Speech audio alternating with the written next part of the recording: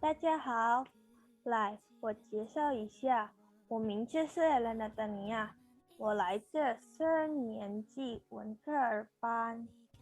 现在我要告诉朋友们perbedaan bu dengan me。来，现在我们开始学习好不好？Jadi, bu dan me artinya sama-sama tidak, tapi tidak boleh saling ditukar atau digantikan. Contohnya, 不客气, 不客气 artinya tidak perlu sungkan atau sama-sama. Nah, kata 不客气 ini tak boleh diganti menjadi 没客气. Lalu, kata 没有 yang artinya tidak punya juga sama, tidak boleh diganti menjadi 不有. Nah, sekarang kita akan mulai membahas apa sih perbedaan bu dan me ini.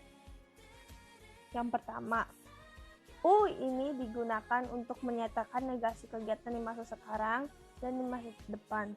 Contohnya, 我不去学校, 我不去学校 artinya saya tidak pergi sekolah. Nah, kalimat ini menyatakan kegiatannya terjadi di masa sekarang. Nah, sedangkan me ini digunakan untuk menyatakan negasi di masa lalu. Contohnya, 我没去学校, 我没去学校 artinya saya tidak pergi sekolah. Nah, kalimat ini menyatakan kegiatannya terjadi di masa lalu. Nah, kalau seandainya kalimatnya kayak 昨天我不去学校, 昨天我不去学校, ini nggak benar ya, karena di kalimat itu terdapat kata 昨天yang artinya kemarin. Jadi kan kegiatannya terjadi di masa lalu kan, jadi tidak boleh menggunakan kata u. Yang kedua, me hanya menyatakan negasi you yang artinya memiliki atau ada. Jadi kalau digabung menjadi 没有 yang artinya tidak punya atau tidak memiliki. Contohnya, 我没有钱, 我没有钱 artinya saya tidak punya uang. Kalimat ini menyatakan kalau saya, 我 tidak, 没 ditambah punya, 有 terus dikasih objeknya, 钱.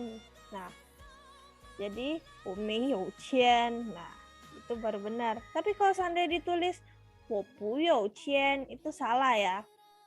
Yang ketiga, bu digunakan untuk menyatakan negasi di suatu kegiatan yang merupakan kebiasaan.